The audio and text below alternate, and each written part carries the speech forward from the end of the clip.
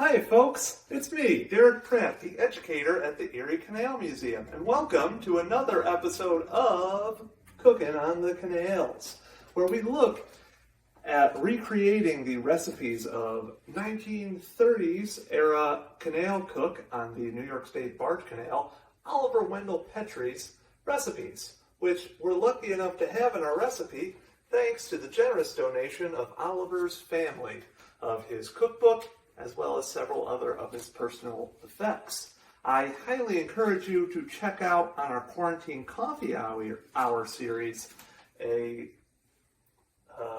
coffee hour we did a few weeks ago, all about Oliver's life. It's really fascinating. But today, we're going to look at something from Oliver's life as well, and that is his recipe for stuffed pork chops. So, without further ado, let's get right to it.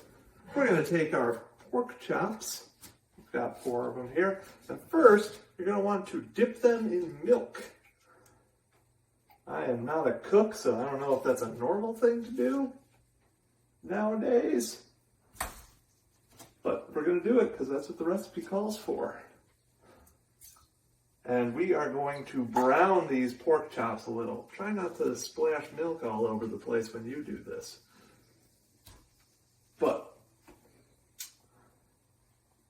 we're going to brown these. That'll take a few minutes. So I am going to come back to you folks shortly, thanks to the magic of television here, with some browned pork chops.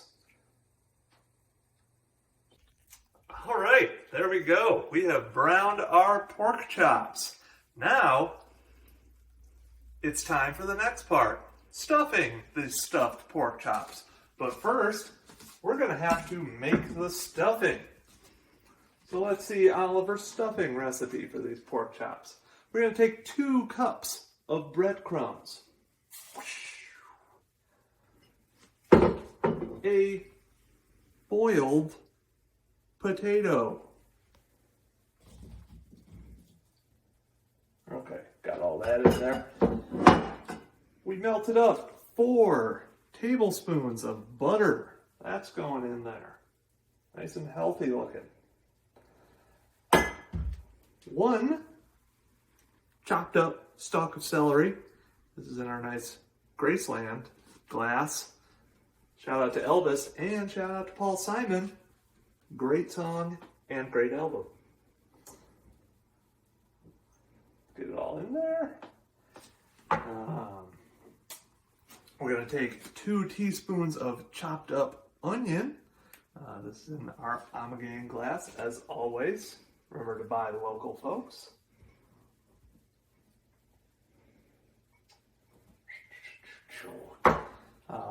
I did it right this time. I put our 1 teaspoon of salt in our Syracuse glass. That's going right in there. We've got a 1/4 teaspoon of black pepper, accurately put in the Black Button Distilling Companies out in Rochester. Great canal town.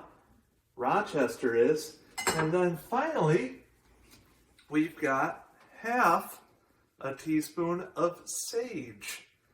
This nice University of Rochester glass, because I'd like to give a shout out to my sage helper in these videos, Lynn Fryer, who is an alumni of the U of R. So there we go. That's our recipe for stuffing. Gonna have to stir it up a little here. Much like Bob Marley. Stirring it up. Okay, looks good. Seems adequately stirred. Yeah, it's good and stirred. Now we're going to take our pork chops, which we have conveniently pre-cut, and we're just going to stuff these things. Going to put our potato, celery, and onion based stuffing in. Just get that right in there.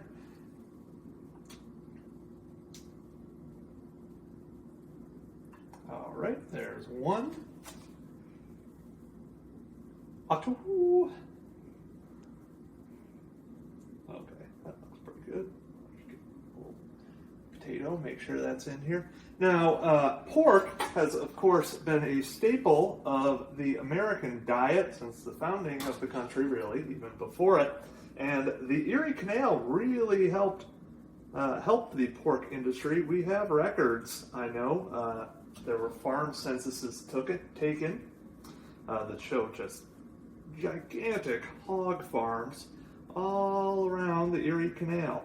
I'd like to give a special shout out to the Madison County historian Matt Ertz, who will be joining me in July for a quarantine coffee hour, who was able to provide me with a lot of data on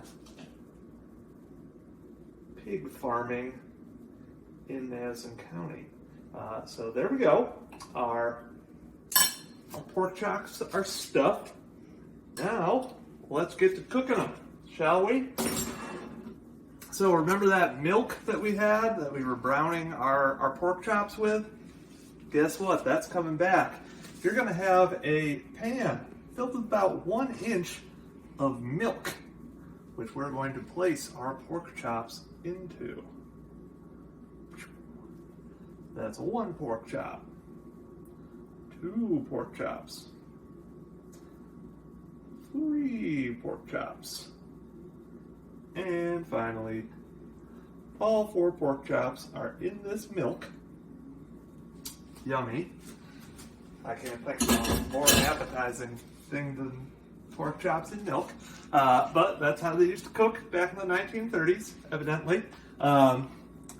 We've already preheated our oven to 350. And I got some feedback on previous quarantine coffee hours that I do not need oven mitts when putting something in the oven.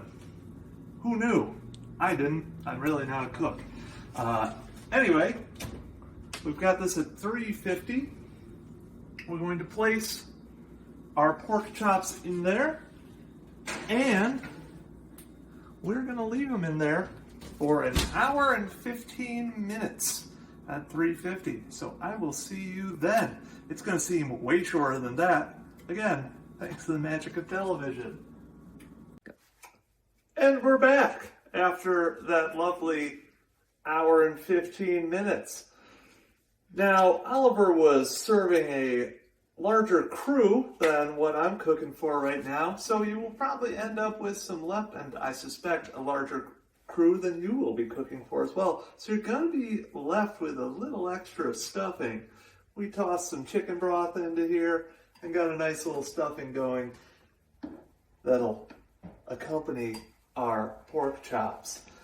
But anyway, let's see how these pork chops ended up. Ooh, it's a little warm.